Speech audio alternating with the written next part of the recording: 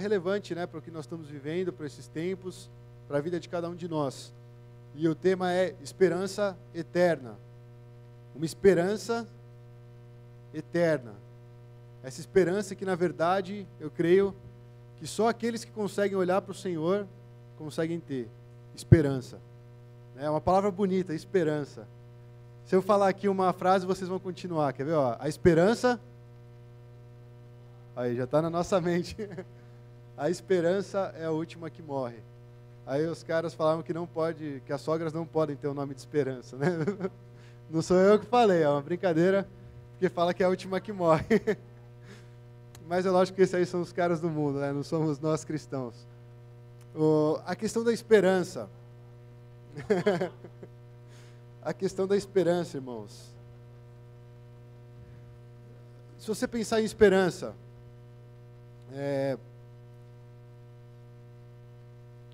a esperança está muito relacionada à fé.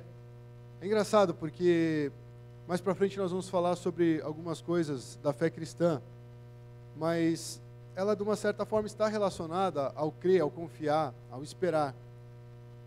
E eu vejo que hoje, nos nossos tempos, nos dias que nós estamos vivendo, é muito importante a gente nutrir o nosso coração de esperança.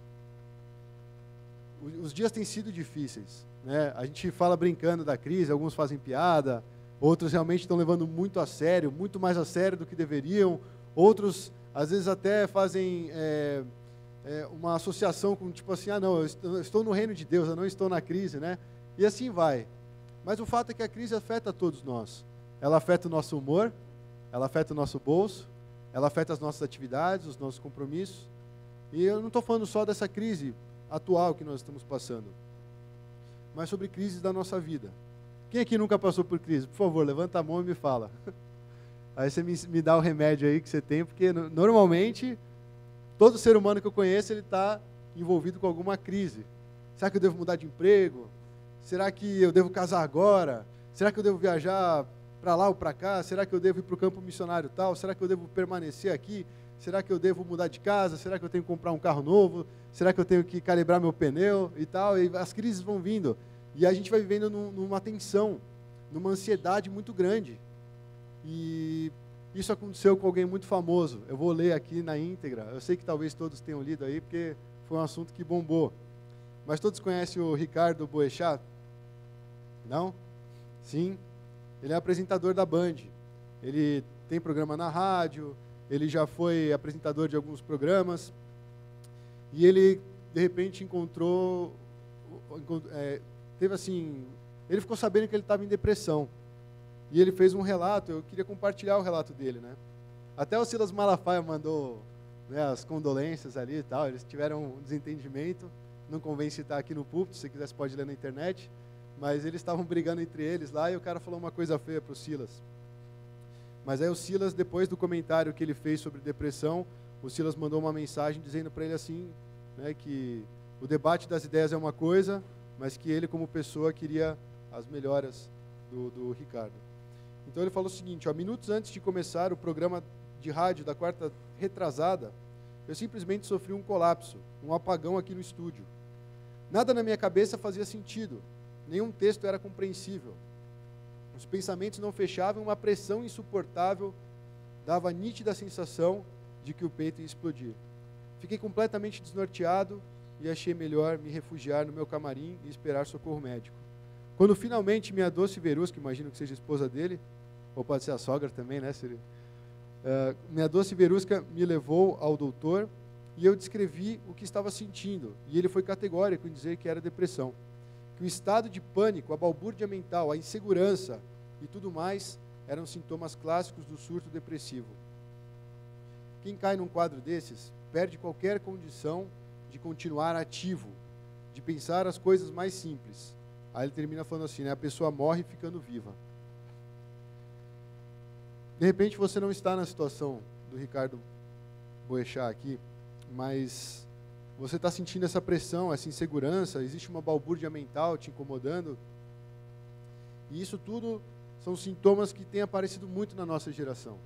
E é importante nós falarmos disso. Por quê? Porque nós, cristãos, professamos uma fé. Nós estamos falando de esperança.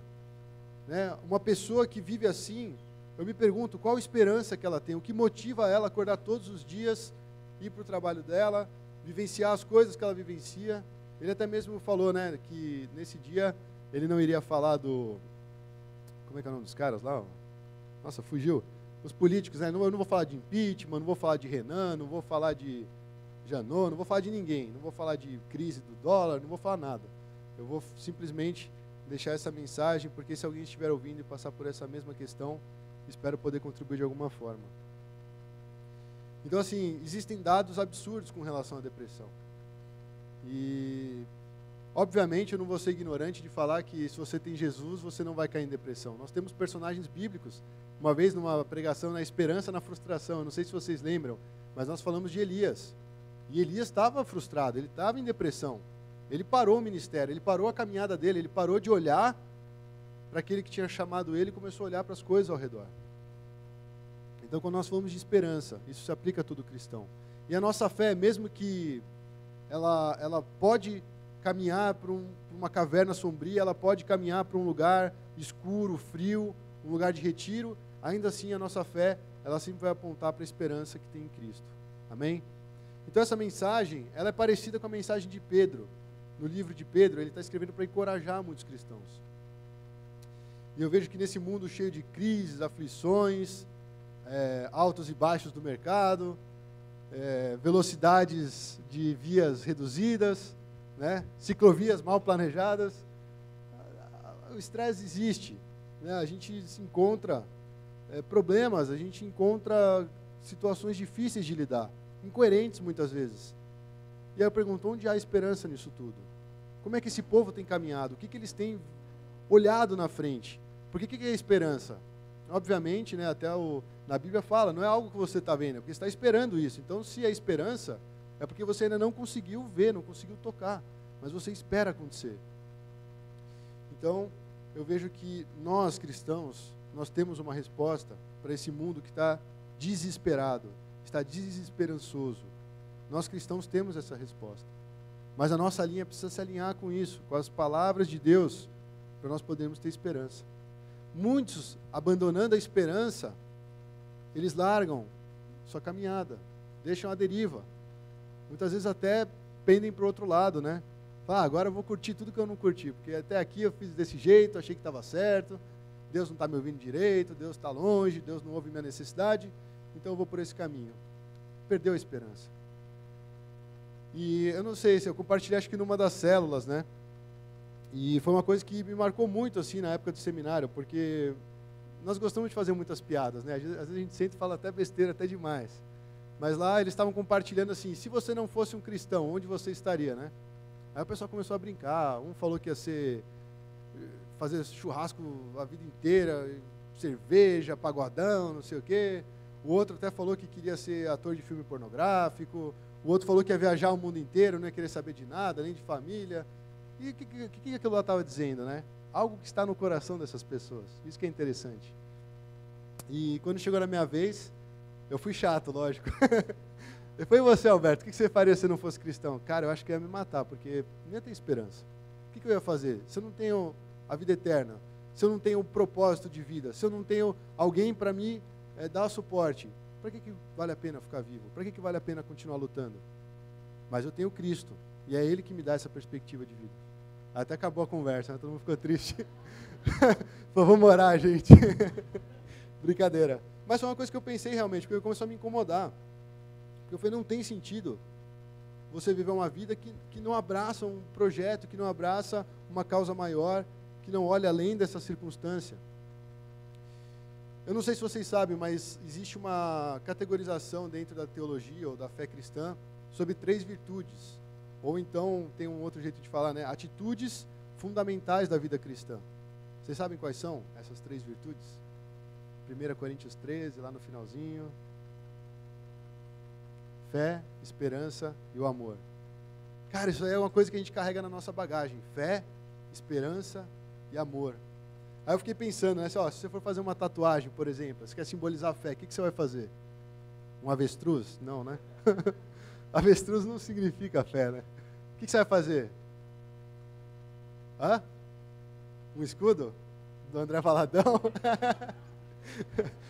Pode ser, eu pensei na cruz, é mais simples, dói menos. A cruz, ela representa a fé.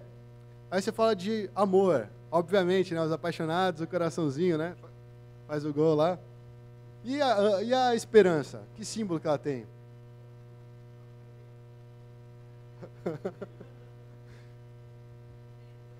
A Nacô falou uma plantinha que nasce, né? Se você procurar no Google, a esperança, a cor da esperança é verde? Um arco-íris? Legal. Mas hoje em dia é complicado. Fazer um arco-íris tatuado aqui assim. A Nacô falou de uma plantinha nascendo, né? Se você botar no Google aí, esperança, você vai ver um monte de asfalto, de terreno rachado e uma florzinha brotando. Mas não. Existe uma imagem mais bíblica, gente. Vocês não vão acreditar se eu falar.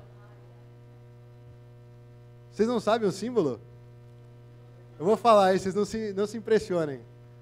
O que simboliza a esperança é uma âncora. Vocês sabiam? É a âncora. É sério. O que foi? Espera aí.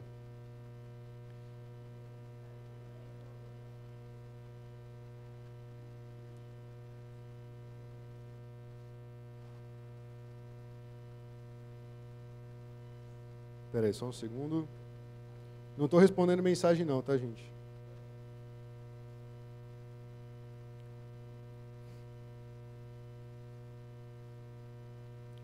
Ó, lembra de Hebreus? Quem leu Hebreus aí, nas nossas leituras bíblicas? Hebreus 6,19 fala assim: nós temos esta esperança como âncora da alma, firme e segura, a qual adentra o santuário interior por trás do véu. Hebreus 6,19. Então a esperança, imagina, você vai fazer a tatuagem, tem uma cruz, um coração e aparece uma âncora. Mas, quem não sabe o que é uma âncora? Eu vou explicar, né? Se você está difícil de entender. Âncora ele é um objeto de ferro pesado, ligado a correntes, e ele tem provavelmente 2 pontas ou mais, dependendo. Quando uma embarcação gigante, imagina um Titanic, ele quer parar, como é que se para um negócio desse tamanho? Ele joga a âncora. A âncora ela vai encontrar o fundo, e aí ela vai fixar e aquela embarcação vai parar de se mover. Agora pensa na questão da esperança, o que a gente está falando desse mundo caótico. É como se nós lançássemos uma âncora em Cristo, e ela ficasse firmada ali, ela não se move. E a gente não vai ficar sendo agitado para lá e para cá. Porque nós estamos ancorados, nós estamos num lugar seguro, nós paramos, nós descansamos, nós repousamos. Isso é a esperança. Os cristãos do tempo de Pedro, eles estavam passando por uma perseguição louca, absurda. Alguns registros falam que Nero estava querendo já destruir todos os cristãos. Então você fala, nossa, mas uma mensagem ali para cristãos que estão ali na Ásia Menor, passando por necessidades, dispostos a morrer pela fé, mas passando por essas necessidades. Qual palavra que nós podemos dar para esses cristãos? Qual palavra nós podemos dar para os nossos amigos hoje? Essa mensagem de esperança, da esperança eterna. Então, é importante a gente definir, né, a questão da esperança. O que é esperança? É uma espera baseada na possibilidade de que algo bom aconteça. É a espera baseada na possibilidade de que algo bom aconteça. Aí tem alguns sinônimos: confiança, espera, expectativa, fé. E o antônimo seria o quê? Desesperança. Quando você não tem esperança, você cai no desespero. Você vive no medo, você vive no caos. Com esperança, nós vamos nutrir essa expectativa, nós vamos nutrir essa fé que nós cremos em Cristo. A esperança ela está totalmente relacionada à fé. E também está totalmente relacionada ao amor. Porque se você não ama Cristo, se você não ama fazer a obra de Cristo, não tem como perseverar até o fim. Não tem como ir até o final para atingir essa esperança. Então, a esperança, ela é algo muito importante para nós. E essa carta de Pedro, que nós vamos ler alguns versículos, ela traz um fundamento para a nossa esperança em Cristo. Para nós permanecermos nessa caminhada sem nos desviarmos, né? Então o Pedro está vendo uma igreja que está sendo assolada por diversas provações. E o Pedro é interessante, né? A gente conhece Pedro, um cara bem assim, seco, né? Curto e grosso. O cara levou a espada, já quer cortar a orelha do cara. Jesus pergunta um negócio, ele sai na frente dos 12, pula na frente e fala, não, eu respondo. Pedrão, né? O Pedrão é um cara assim, incisivo, talvez até ansioso. E ele está falando de esperança. Ele está trazendo essa mensagem de esperança para esse povo que está passando por dificuldade. E é uma curiosidade, né? Paulo, quando você vê as cartas de Paulo, ele falando da graça, tal, da fé, ele é considerado um apóstolo da fé. Ele é aquele que vai lá e incentiva, crê em Cristo, né? Será salvo e tal. João, o apóstolo do amor, aquele que chama de filhinhos, que está próximo, que reclinava no peito de Jesus. E aí você vê Pedro. Pedro, ele é o apóstolo da esperança. Ele escreve carta para dar esperança para o povo. Ele é um pastor que se preocupa com as ovelhas do Senhor. E aqui ele está levando a sério o chamado dele. Que Jesus falou para ele, tu me amas? Então, cuida dessas ovelhas aqui, né? E ele começou a ver as ovelhas desesperadas. E ele trouxe essa mensagem de esperança. Então, logo no início, nós podemos ler 1 Pedro, nós vamos ler a introdução da carta. 1 Pedro 1, do 1 ao 9. Vocês podem acompanhar aí a leitura na tela. Pedro, apóstolo de Jesus Cristo, aos eleitos de Deus, peregrinos dispersos no Ponto, na Galácia, na Capadócia, na província da Ásia e na Bitínia, né? São as regiões onde eles estavam ali dispersos. Escolhidos de acordo com o pré-conhecimento de Deus Pai, pela obra santificadora do Espírito, para a obediência a Jesus Cristo e a aspersão do seu sangue. Graça e paz lhes sejam multiplicadas. Bendito seja o Deus e Pai de nosso Senhor Jesus Cristo. Conforme a sua grande misericórdia, Ele nos regenerou para uma esperança viva, por meio da ressurreição de Jesus Cristo dentre os mortos, para uma herança que jamais poderá perecer, macular-se ou perder seu valor. Herança guardada nos céus para vocês que, mediante a fé, são protegidos pelo poder de Deus, até chegar à salvação prestes a ser revelada no último tempo. Nisso vocês exultam, ainda que agora, por um pouco de tempo, devam ser entristecidos por todo tipo de provação. Assim acontece para que fique comprovada que a fé que vocês têm, muito mais valiosa do que o ouro que perece, mesmo que refinado pelo fogo, é genuína e resultará em louvor, glória e honra quando Jesus Cristo for revelado. Mesmo não o tendo visto, vocês o amam. E apesar de não o verem agora, creem nele e exultam com alegria indizível e gloriosa, pois vocês estão alcançando o alvo da sua fé, a salvação das suas almas. Para o louvor, quando a gente ensaia, né, existem algumas partes das músicas. Tem as sessões, a gente chama de sessões. Tem a introdução, tem o verso, rampa, coro e tal. E aí a gente vai ensaiando dessa forma. A carta de Pedro, ela é mais ou menos como uma composição.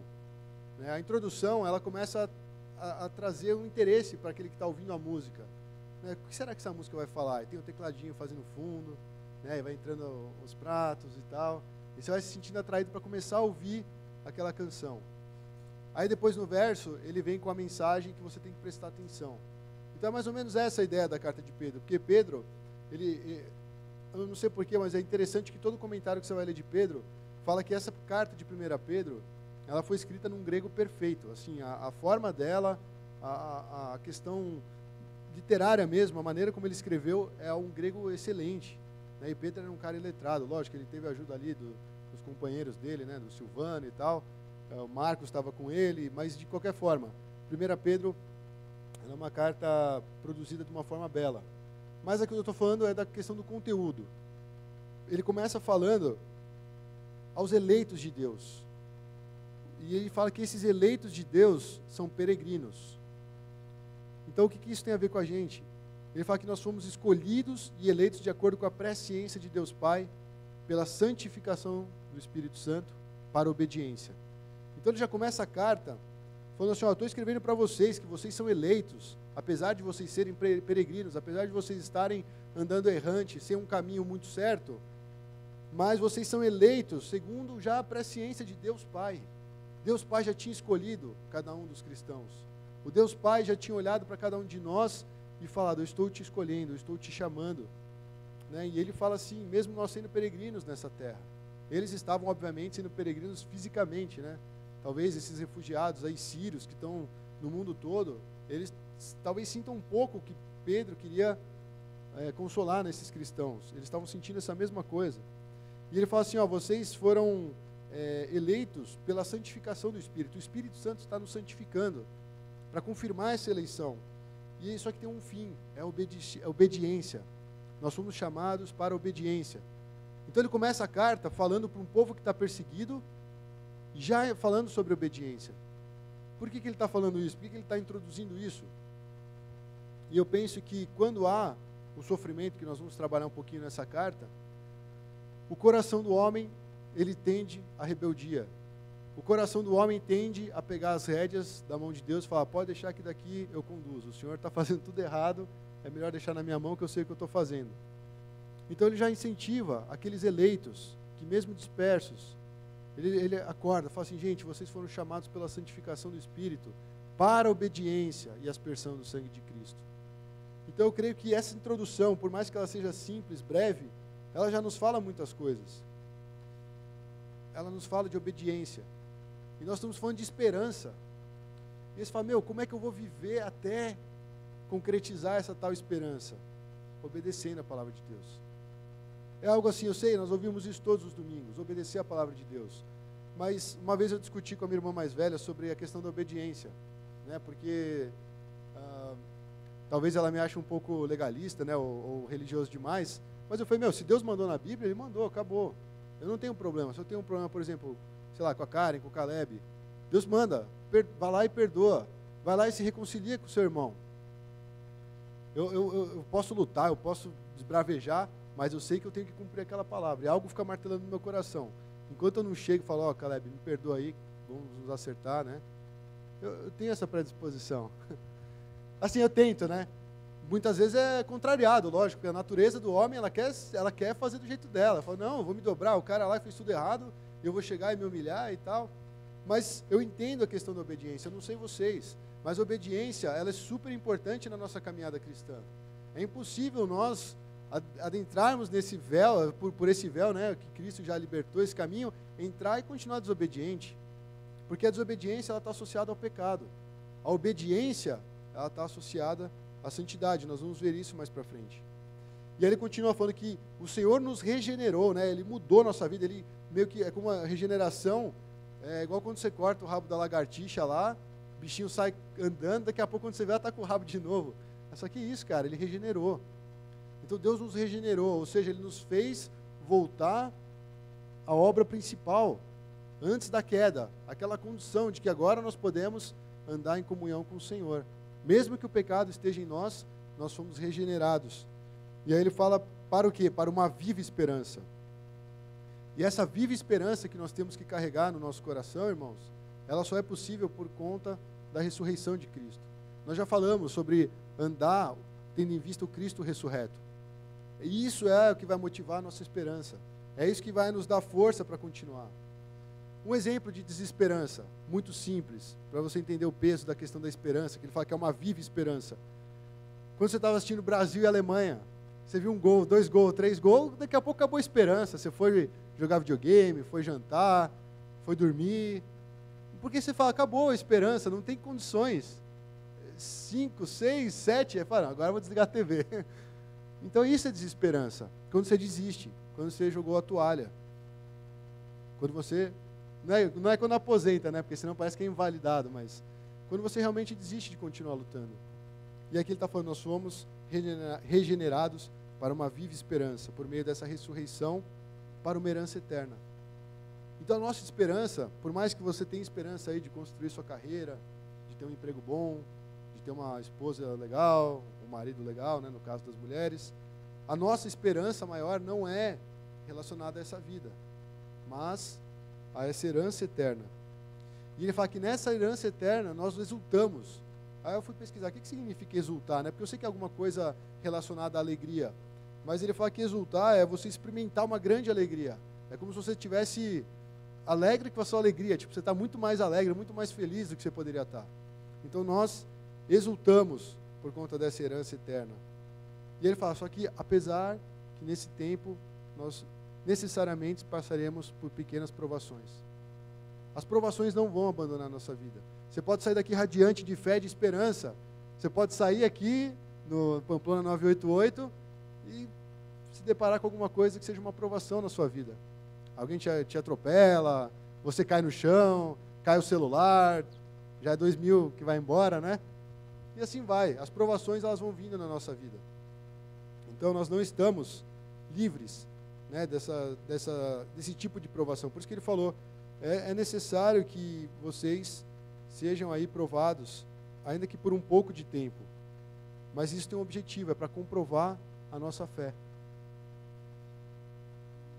Uma questão, Romanos 12:12. Se você for ler lá, ele vai falar para nós nos alegrarmos na esperança.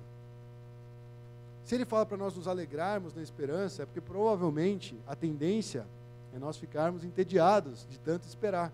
As coisas não acontecem, as coisas não chegam, e você vai ficando agitado.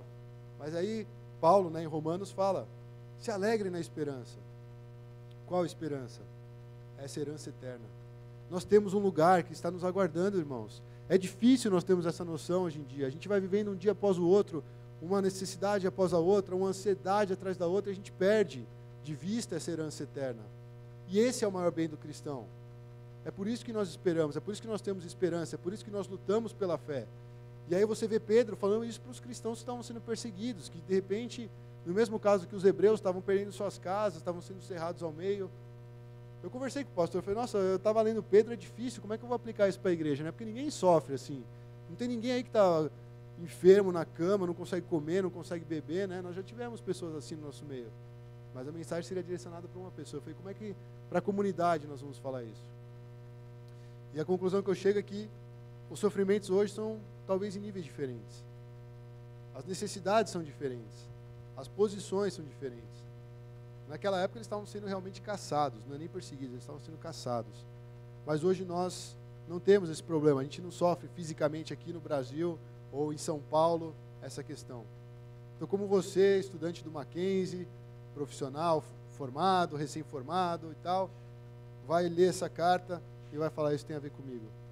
É tendo em vista essa herança eterna. É por isso que nós temos esperança, é por isso que nós temos que continuar firme. E ele fala que nesse tempo que nós estamos sendo entristecidos por todo tipo de provação, isso tem um objetivo, que é comprovar a nossa fé, o valor da nossa fé. A nossa fé é genuína? Será que ela traz honra, glória e louvor ao Senhor? Né? Ele fala isso sobre a questão da fé. E sempre que eu tento fazer as orações, né, eu falo, Senhor, seja a sua honra, glória, o louvor. E aqui está falando exatamente isso. Essas provações, elas vão comprovar se a fé, essa fé que é muito mais preciosa que ouro, que perece, mesmo refinado, ela redunda em louvor e glória e honra na revelação de Jesus Cristo. Então você vê que toda hora a Bíblia, eu não quero pregar um evangelho de que você tem que sofrer para alcançar a salvação, não é isso. Mas em várias passagens você vai encontrar a questão do sofrimento, a questão de Jesus ter sido um exemplo para nós, a questão de nós suportarmos as aflições da mesma forma que Cristo suportou. Só que é aqui esse primeiro ponto, onde nós estamos falando quem somos nós para Deus, né? O povo eleito, o povo escolhido, um povo que tem uma herança eterna. São esses que têm que guardar a fé, ter a comprovação da fé. E ele fala que o alvo da nossa fé é a salvação. Então está aí o desenho todo. Nós nos guardamos, nós esperamos, porque essa fé vai nos conduzir até a salvação. Isso deveria ser a maior alegria do cristão. Isso deveria ser o nosso maior ativo, vamos dizer assim. Aquilo que a gente guarda num cofre super secreto, que ninguém sabe a senha. Lógico, não no sentido de você não testemunhar a fé, mas de você guardar no teu coração algo que é precioso, algo que custou o sangue do nosso Senhor. Então o alvo da fé é a nossa salvação. E como conclusão tem um trecho, o finalzinho desse capítulo, Pedro vai falar, 1 Pedro 13 a 17, ele dá uma conclusão muito básica. Vamos ler primeiramente o texto? Portanto, estejam com a mente preparada, prontos para a ação, sejam sóbrios, coloquem toda a esperança na graça que lhes será dada quando Jesus for revelado. Como filhos obedientes, de novo ele vai falar da questão da obediência, não se deixe amoldar pelos maus desejos de outrora, quando viviam na ignorância. Mas assim como é santo aquele que os chamou, sejam santos vocês também em tudo que fizerem, pois está escrito, sejam santos, porque eu sou santo. Uma vez que vocês chamam Pai aquele que julga imparcialmente as obras de cada um, portem-se com temor durante a jornada terrena de vocês. Aí você pode questionar, você fala, meu, o cara, você falou que ele é o apóstolo da esperança, e daqui a pouco ele já fala para os cristãos, ó, vocês precisam obedecer, vocês precisam guardar a sua fé, e vocês precisam andar de uma forma digna do Senhor, buscando santidade. Então, olha que interessante, a questão da esperança, de nós alcançarmos essa esperança, tem tudo a ver com guardar essas coisas. Ser santo como Deus é santo. A conclusão disso tudo é que ele está falando para os cristãos assim, não chuta o balde. Está difícil? Está complicado? Está sendo perseguido? Está passando por necessidades? Não chuta o balde. Fica firme. Ele falou, ele meio que incentivou os cristãos a buscarem santidade. Ele falou, ó, vocês precisam agir como filhos obedientes. E outra, coloquem toda a esperança na graça que lhes será dada. É uma promessa futura. Talvez você não esteja vendo isso agora. Mas há uma graça que nos será dada em Cristo, quando nós encontrarmos com Ele. E é essa graça que Ele fala para nós, temos esperança nessa graça que nos será dada. Então Ele está falando, irmãos, tira o olho daquilo que está aqui na terra. Tira o olho daquilo que está no aqui e agora. Porque o ser humano é isso, né? Ele quer ver. Ele quer ver o negócio pronto. E se você for ver isso aplicando, né, no dia a dia de cada um. Você pega, por exemplo, um cara que está lá na prática de exercício físico, um atleta tentando um bom rendimento e tal. Ele tem que ter um preparo, ele tem que ter um treino. Você pega um cara de 120 quilos, manda ele correr uma maratona, ele vai ferrar o joelho e não vai correr nunca mais. E o cara não tem dentro dele uma estrutura para abrir mão daquelas coisas de gorda, né? Um baconzitos, um X-bacon, cheddar, salada, egg. Não, ele não tem a mente preparada para isso. Ele fala assim, eu quero emagrecer, eu vou correr essa maratona. E ele se esforça nessa maratona, mas aí ele machuca o joelho, a mente dele não foi transformada, ele continua comendo aquelas coisas, só que agora ele não pode mais correr. Então a ideia é essa, irmãos. O cristão, ele precisa permanecer até alcançar, a esperar nessa graça que será dada quando Cristo for revelado. E aí ele fala, portem-se com temor. Tenham reverência na presença de Deus. Busque santidade. Assim como Ele é santo, nós precisamos ser santos. E aí ele fala isso, né? Não é que ele começou desanimando, mas ele está falando da real. Ele falou, gente, vocês têm que esperar coisas que estão no porvir. E permanecer firme, porque essas coisas estão destinadas para aqueles que permanecerem firmes. Só que aí no capítulo 2, ele fala uma coisa interessante. 1 Pedro 2,9. Eu acho que tem aí também.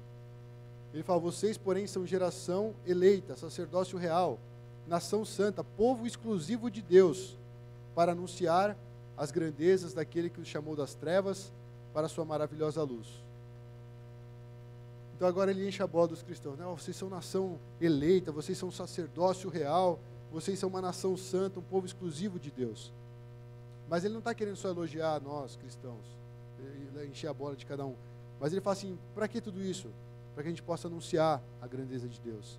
Essa graça que nós estamos aguardando, essa esperança que nós temos, ela precisa ser anunciada.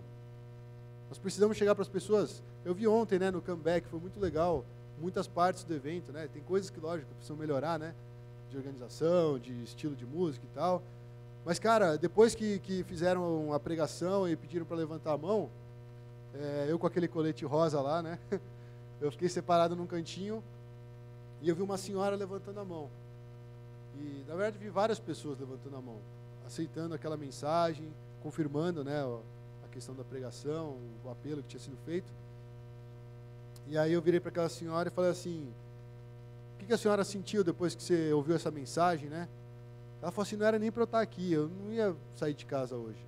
E eu quis vir, né? Então, de repente, eu vi tudo isso acontecendo e essa mensagem me trouxe esperança. Eu estava em depressão, eu tenho depressão. E essa mensagem trouxe esperança para mim, eu não esperava ouvir isso hoje. E eu falei, então vamos lá atrás conversar um pouquinho mais, né? Porque, de repente, você tem alguma questão que você queira perguntar e tal. Ela falou, eu queria conversar com o pastor que estava pregando. Eu falei, tá bom, vou chamar ele. A gente achou o Joel, veio, e ela falou exatamente essa coisa. Ela falou, ó, eu não ia vir para cá, eu estava em depressão, eu moro sozinha, não tenho familiares, e eu estava desistindo de tudo, e graças a Deus eu estive aqui e ouvi essa mensagem. Então está sendo anunciado, irmãos. Não despreze o valor da palavra. Vamos anunciar, a gente vai ver esses milagres. Não precisa ter um comeback tal, LED, telão de LED, R$6.000, palco de 3 metros para lá, 5 metros para cá. Não, isso não importa. Isso é uma ferramenta que Deus pode nos colocar nas nossas mãos para fazer a obra. Mas no dia a dia, no comum, em olhar alguém e tentar sentir o que aquele coração está passando. Porque se você, sendo cristão, passa por provações, por dificuldades, mas você tem essa esperança, imagina aquele que passa, como o Ricardo aqui, né, o Boechat, como ele passou por isso sem ter, talvez, um companheiro do lado dele para sinalizar. Não pensa que, eu não vou ser pego pela depressão. Eu tive depressão. Eu nunca imaginei que teria. E assim, eu sei que existe a solução porque Cristo me tirou de lá. Só que aquele cara que está na depressão, muitas vezes ele não tem fé, ele não tem esperança, ele não tem aquela âncora que ele joga que vai deixar a alma dele estabilizada, firmada. Não. O cara tá doidão, assim, ele quer uma resposta, ele fica pensando em milhares de coisas, teve o surto. São milhares e milhares de brasileiros, de pessoas que estão aqui no Brasil, que sofrem disso. Isso é uma das coisas, né? Os psicólogos aí sabem tem uma lista de doenças aí. O Beong falou que 10% da população de Hong Kong, ela tem problema mental. 10%, é muita gente. Então, a chance de ser no Starbucks e encontrar literalmente um débil mental na tua frente é grande. Aquele cara tem problema, aquele cara tem dificuldade. E nós temos a esperança. Nós temos uma fé para poder ser transmitida. Então ele fala, vocês são um povo exclusivo de Deus, para poder anunciar as grandezas daquele que o chamou das trevas para a maravilhosa luz. Então a condição do cristão, ela já foi pior. Ele estava em trevas, agora ele está na luz. Então nós precisamos andar nesse posicionamento. Agora nós estamos na luz. Ok, nós temos provações, nós temos lutas, mas nós estamos na luz. Nós já estivemos numa condição pior. E a nossa esperança é que em Cristo nós vamos permanecer até o fim. Nós vamos continuar nos guardando para poder contemplar e receber essa graça que é tão prometida para nós. E aí a gente vai entrar um pouquinho para falar do exemplo de Cristo, que a gente continua no capítulo 2, 21. Porque você pode perguntar assim, eu entendi que nós temos essa condição em Cristo, e diante de Deus. Mas e todo aquele sofrimento que a gente está passando? Tudo aquilo que pode vir até nós, aquilo que tenta abalar a nossa fé. E aí, antes de ler esse trecho, o versículo anterior, ele vai falar o seguinte: que mérito há em ter de suportar sofrimento, se vocês cometem pecado e são esbofeteados por isso? Mas se vocês suportam o sofrimento quando fazem o bem, isso é digno de louvor diante de Deus. Ele fala, para isso vocês foram chamados, pois também Cristo sofreu no lugar de vocês, deixando-lhes exemplo para que sigam os seus passos. Uma mensagem dura de engolir assim, parece que você pega uma comida bem amarga assim, tem que engolir, um legume, você quer comer um chocolate, mas vem aquele legume assim no vapor assim e tal. É difícil da gente digerir isso, por quê? Ele está falando, se você sofre, tendo passado bem, isso é digno de louvor. Isso é algo que agrada a Deus. Cara, não dá para encarar esse discurso, não, é difícil. Mas ele fala assim, mas se vocês estão sofrendo por causa do pecado que vocês cometem, e aí? É normal, é natural nós sofrermos a consequência do pecado. Agora, quando nós permanecemos fazendo bem e vem o sofrimento, que mérito há nisso? Qual é a vantagem? Ele fala, isso é digno de louvor diante de Deus. É aquela história de passar pela prova dando glória a Deus. É difícil. É um desabafo coletivo aí pra galera. Sábado eu ia buscar o Niel e a Liga pra gente ir pro Cancion. Eu sempre saio, acordo 6h30, aí dá umas 7 e pouquinho, 7h20 eu tenho que sair de casa para chegar com folga no Cancion. E o pessoal até já falou, sempre que eu chego no Cancion eu vejo o professor, o Alberto e o Enoque. Tá os três ali, já esperando a turma chegar. Nós somos os primeiros a chegar. Naquele dia, eu fui desde o começo a 23 de maio parado. E eu mandando mensagem, Niel, vou atrasar. Eu mandava foto, tô falando a verdade, ó. Digo a verdade, não minto, olha o trânsito aqui. E eu comecei a me dar desespero. Eu falei, Deus, eu não consigo ficar calmo nessa situação. Pior que eu não posso fazer nada, eu não posso ir voando pelos carros, eu não tenho onde virar, eu estou na 23 de maio. Aí eu liguei o Waze lá para frente, depois de pegar mó tempão de trânsito, ele fez um caminho maluco lá. Aí você pega uns caras, o Niel e a Lica viram lá, quase chegando no Cancion, um cara me para assim para o cara sair de ré, e aí o velhinho vai na boa assim. E a gente atrás do cara, sem ter para onde. Eu falei, mano, não é possível, cara. Eu já estava nervoso, já estava tenso, eu não ia ter o comeback depois, ia ser uma correria, eu já estava tenso. Eu falei, não é possível, meu. Aí tem uma hora que eu tive que cortar o cara. Aí eu pequei, meu. Aí eu saí pela esquerda, cortei o cara. E assim foi a nossa vida até o Canção. Eu falei, meu, eu não sei, tem gente que é tranquila, vai lá, liga o sonzinho, vai mascando o chiclete, cara, eu fico tenso, eu começo a ficar irritado, começo a estressar, eu falo, meu, não tem como, não tem o que eu possa fazer, começo a me sentir pressionado. É algo ruim, é algo que eu estou lutando, irmãos. Mas assim, pensa só, se eu saio xingando todo mundo, batendo o carro em todo mundo, eu não vou sofrer por esse pecado? Então é justo que eu sofra por esse pecado. Agora se eu ficasse comportado lá, dando passagem para os caras, né? Está atrasado, mas pode entrar, vai lá, senhor, você é mais velho, né? Pode passar na frente. Eu estou sofrendo por algo bom. Ele fala, isso é digno de louvor diante de Deus. Eu não sei se você já passou por essa situação. Talvez na escola, né? Uma vez aconteceu também comigo, já aconteceu com ela lá, provavelmente aconteceu com muitos outros. A gente opta por não colar, a gente quer ser honrado, a gente quer ser íntegro. E aí você vai lá e tira 5. E aquelas múmias que não estudaram, tira 9, 8.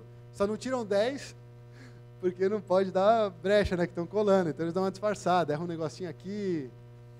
E aí você fala, nossa, meu, que otário que eu fui, né? Eu podia ter tirado 10. Mas tá bom, eu vou tirar 5, vai ver, o próximo eu estudo mais. Eu acho que entra nisso, irmãos. É a questão de nós ter o exemplo de Cristo. Nós temos esse exemplo de Cristo, que mesmo quando a gente faz o bem, a gente sofre algo, a gente entende que isso é algo de louvor diante de Deus. E a nossa mente precisa mudar. Ela precisa dar um clique assim, tipo, ó, entenda qual é essa verdade que está na Bíblia. Porque a gente não tem isso naturalmente. A gente não consegue. Olha o que ele fala de Jesus. 1 Pedro 2, 23. Ao ser insultado, ele não retribuía o insulto. E quando sofria, ele não ameaçava, mas entregava-se àquele que julga com justiça. Jesus, ele tinha um relacionamento absurdo com Deus. Ele fala, pai, ó, esses caras aí não sabem o que fazem, perdoa eles, né? E se entregava para aquele que é um justo juiz, aquele que julga com justiça. E aí eu vejo, né? Nossa, quando a gente é insultado, a primeira coisa, a gente já retribui com insulto. Quando a gente sofre, a gente ameaça, né? Então você vai ver, até o próprio Deus, por isso que eu estou falando, esse exemplo de Cristo é importante, e a questão de nós não chutarmos o balde. Porque um coração, quando ele é endurecido, ele se rebela primeiro contra Deus. E aí nós começamos a ter um padrão totalmente irracional e nada a ver com a palavra de Deus.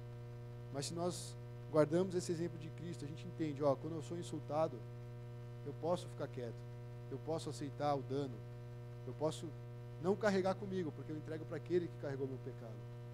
Isso é uma maneira agradável de viver diante de Deus. O Senhor se agrada com esse tipo de vida. E é algo que nós temos que prosseguir em continuar tentando. Ele fala, sede santos, pois eu sou santo. Eu creio que santidade tem tudo a ver com isso, com esse comportamento de Jesus. Não é só santidade de, eu não vou pensar besteira, não vou falar besteira. Ele envolve muitas outras coisas. Isso aqui está falando de relacionamento humano. Né? Ali que a me insultou, eu vou lá e já dou os 2 pés nela. Não. Isso afeta relacionamento. Isso destrói pontes. Né? E isso não agrada ao Senhor. Então a gente tem que vigiar. E ele fala assim, mais para frente, ele vai fazer um apelo, né, na carta, com esse mesmo tom. A gente já leu, né, 1 Pedro 2, 21, que fala que ele foi exemplo para nós, né, e nós precisamos seguir os passos dele. E aí 1 Pedro 3, do 17 ao 18, ele vai falar assim, é melhor você sofrer por fazer o bem, se essa for a vontade de Deus, se for da vontade de Deus, do que por fazer o mal. Pois também Cristo sofreu pelos pecados uma vez por todas, o justo pelo injusto, para conduzir-nos a Deus. Talvez quando você engole o sapo, vamos dizer assim, você vai estar conduzindo essa pessoa para Deus. No mínimo uma oração você vai fazer para ele. E às vezes isso acontece até entre os irmãos, né? Não só de sangue, eu estou falando os irmãos em Cristo.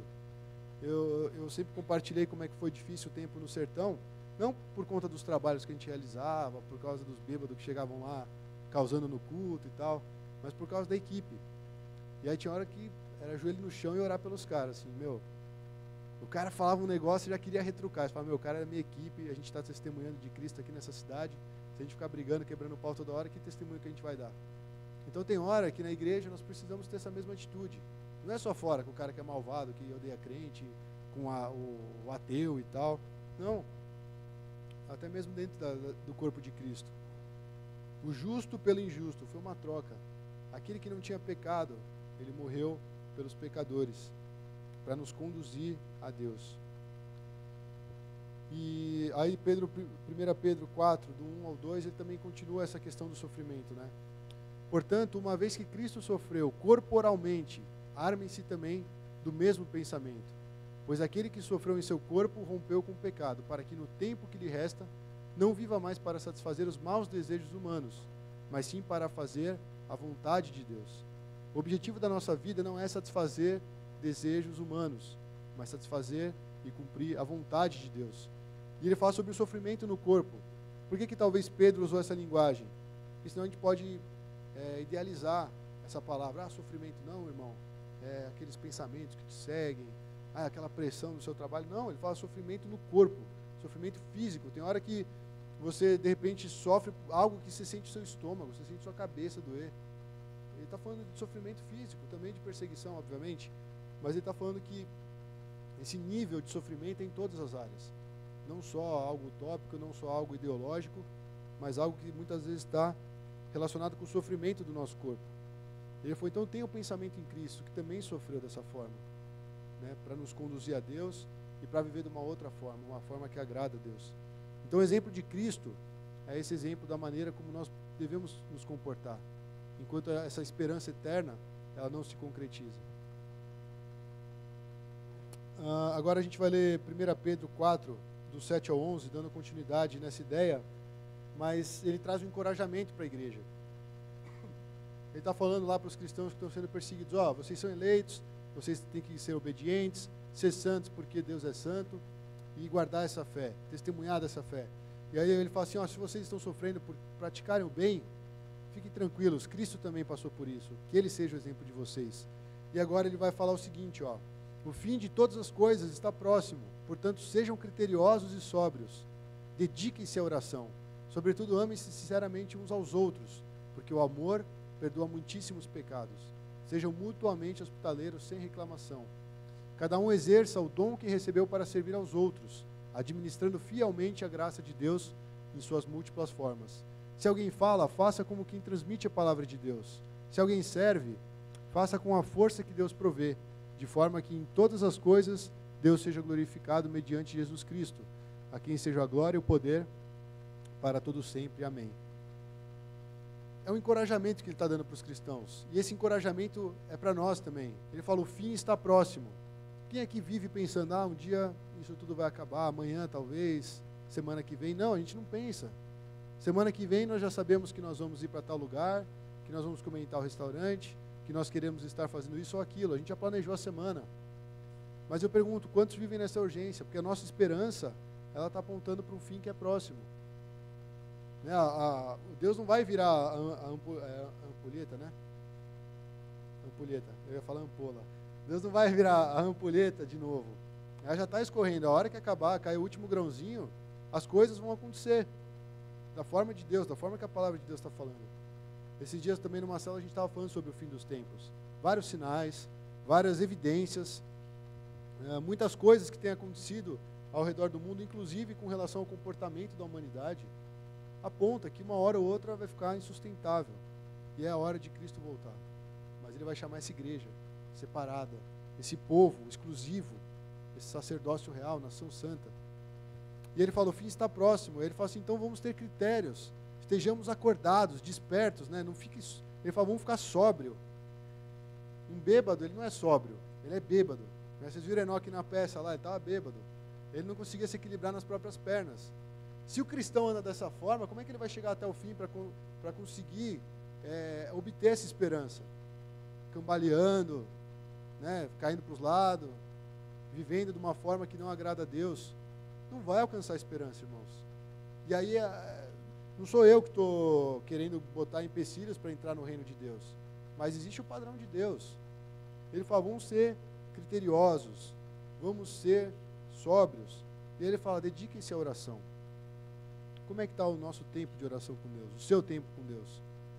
Porque hoje em dia, nessa correria toda, eu até um dia estava conversando com o Negão, se Deus quiser, em nome de Jesus, ele vai estar aqui conosco, daqui a aproximadamente 1 ano, ou menos.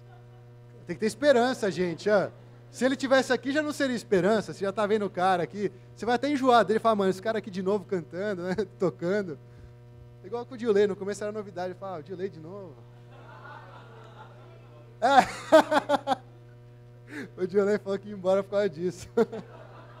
Pô, vou fazer uma festa, Dilei. Ele falou, não, vou ficar mais um mês. Ele falou, então agora é despedida. Não, eu vou só no mês que vem. Falei, então vou fazer mais uma. Entendi como é que é. Mas isso é esperança, irmão. Tem que esperar, né? Ele fala, dedique-se à oração. E aí o negão tava falando, ele falou, Ju, eu não consigo, cara, assim, eu tenho um tempo muito corrido, eu acordo 6 da manhã, já tenho minha agenda cheia, só chego em casa às 11 da noite, eu creio que quase todo mundo é assim, né? Ele falou, mas sabe o que eu estou fazendo, cara? Eu não posso deixar de orar. Eu estou indo de bicicleta para o trabalho, eu vou orando, eu fico pedalando lá 40 minutos, 1 hora, eu estou orando, eu estou em oração, eu não consigo parar e ficar ajoelhado no meu quarto.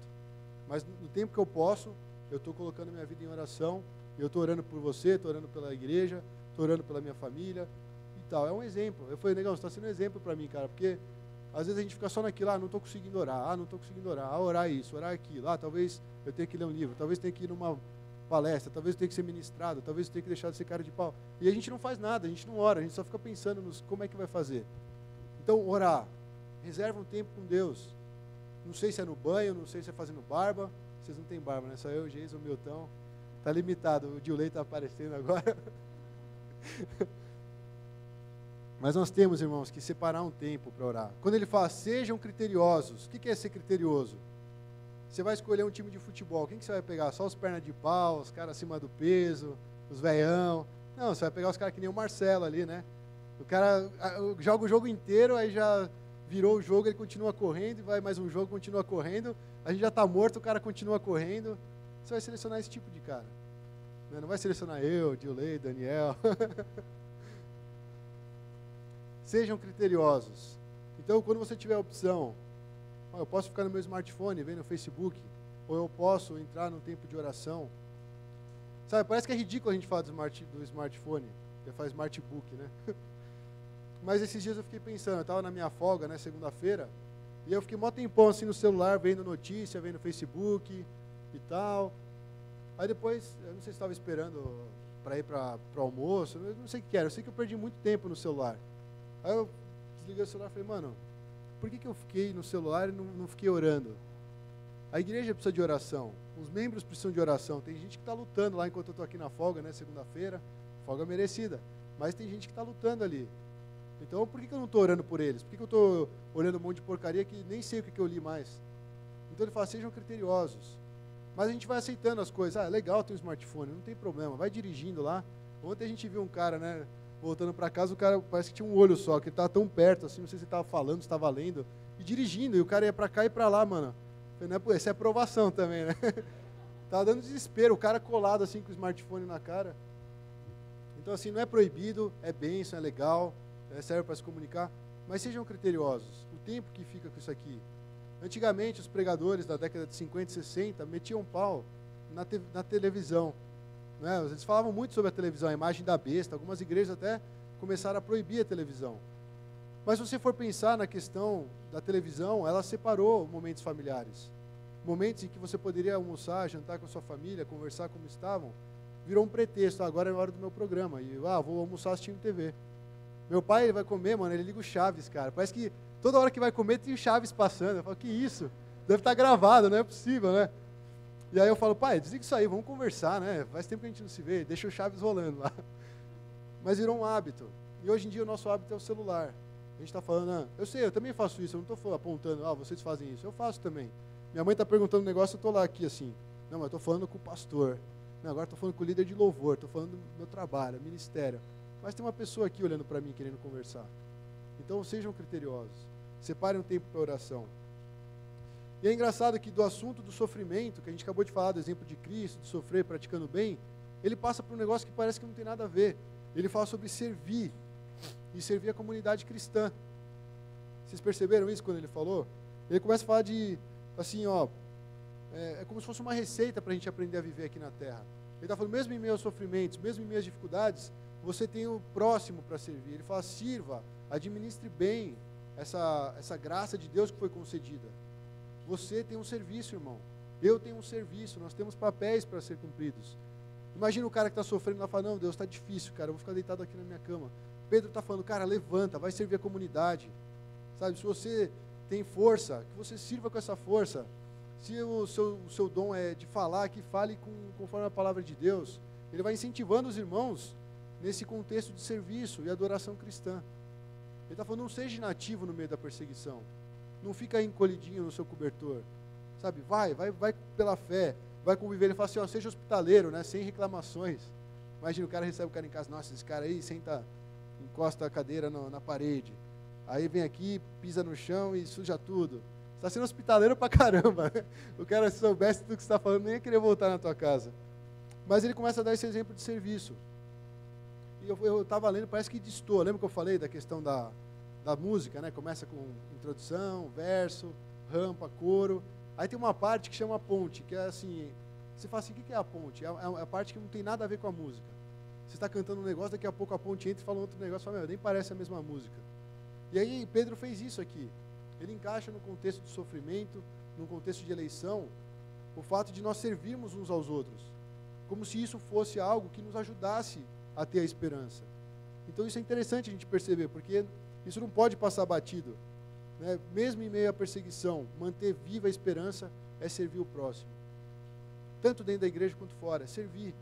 Deus te fez com um propósito, não seja inativo, seja atuante. Isso vai continuar alimentando a sua esperança de que um dia Cristo vai voltar e vai mudar todo esse cenário.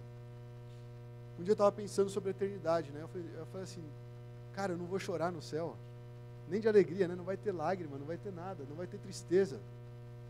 E aí você pensa nessa questão da eternidade, um dia que você estiver bem chateado, assim, que você estiver, querendo chutar o balde, como a gente falou aqui na pregação, pensa nisso, no céu vai ser diferente. No céu você não vai ter esse incômodo, você não vai ser acometido com essas ideias de depressão, de te colocar para baixo, de crise, de questionamento, não vai ter isso no céu. E aí ele fala, a esperança do cristão é tentar viver o mais próximo disso aqui na terra. Por isso que ele fala, não sejam inativos, né? Continuem firmes, tenham critérios, estejam acordados, sejam sóbrios e sirvam-se uns aos outros. E aí ele fala em 1 Pedro 4, 12 ao 13, ele continua, depois de falar desse contexto de serviço e adoração, ele fala 1 Pedro 4, 12 e 13, amados, não se surpreendam com o fogo que surge entre vocês para os provar, como se algo estranho lhes estivesse acontecendo, mas alegrem-se à medida que participam dos sofrimentos de Cristo, para que também, quando a sua glória for revelada, vocês exultem com grande alegria. Ele volta na questão do sofrimento. Por quê? Porque o servir, ele provavelmente vai ser conduzido com sofrimento, muitas vezes. Você fala, nossa, mas eu fiz de tudo e o cara responde assim. Nossa, eu fiz isso, fiz aquilo e agora estou recebendo isso em troca. Então tem um contexto, a teologia do Pedro, da esperança, é exatamente essa. Continue perseverando em fazer o bem, porque nós fomos chamados para isso. O Senhor te escolheu, te deu dons, para você continuar atuando, para você continuar firme, mesmo em meio a essas dificuldades, mesmo em meio ao sofrimento, mesmo em meio às incoerências da vida. Porque isso vai ter um fruto. Ele fala assim, para que também, para a gente se alegrar nos sofrimentos, principalmente participando dos sofrimentos de Cristo, porque quando a glória de Cristo for revelada, nós também vamos exultar com grande alegria. Porque da mesma forma que nós sofremos com Ele, nós vamos compartilhar dessa glória. Ele vai se revelar na sua totalidade. E essa ideia da eternidade. Você pensar que você nunca vai chorar mais, você nunca vai ter um sentimento negativo. No céu vai ser só alegria, irmãos. A gente tem que ficar feliz com isso.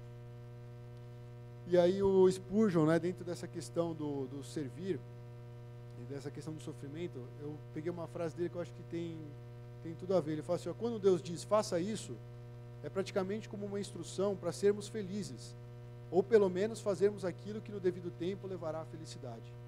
Então, se você não entende o porquê que você deve fazer isso ou aquilo, se isso é bíblico, obedeça ao Senhor. Siga o que Deus está falando, faça isso.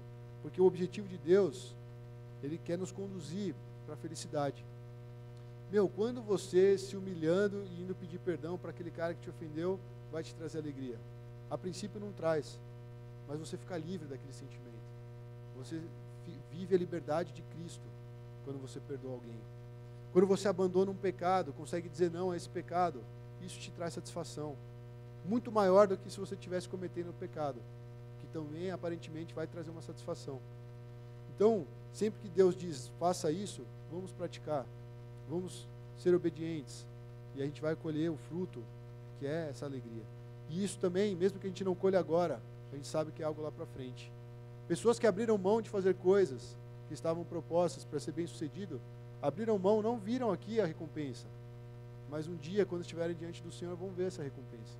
Então, se você estiver nessa situação, irmão, não abra mão dos seus valores. Então, eu vejo que Deus ele reservou algo melhor e maior do que a gente pode pensar. A gente está falando de esperança, né? E a gente vê que além da esperança ser isso, esse algo maior que a gente um dia vai poder tocar, vai poder contemplar, essa esperança para hoje, para agora, ela é o antídoto dessa desesperança. Nós temos que andar com essa esperança acesa, como disse o texto, uma viva esperança, né?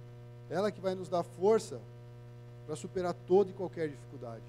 Essa esperança, se nós mantivermos ela em nosso coração, nós vamos conseguir receber essas promessas que Deus tem para nós. E aí, por último, 1 Pedro 5,10. É como ele termina, né? Ele fala, o Deus de toda a graça, que o chamou para a sua glória eterna em Cristo Jesus, depois de terem sofrido durante pouco de tempo, os restaurará, os confirmará e lhes dará forças e os porá sobre firmes alicerces. Essa é a promessa que a gente tem que alcançar com essa esperança, irmãos. Ele vai nos restaurar, nos confirmar, nos dar força e nos pôr sobre firmes alicerces. Amém? Vamos ficar de pé para orar?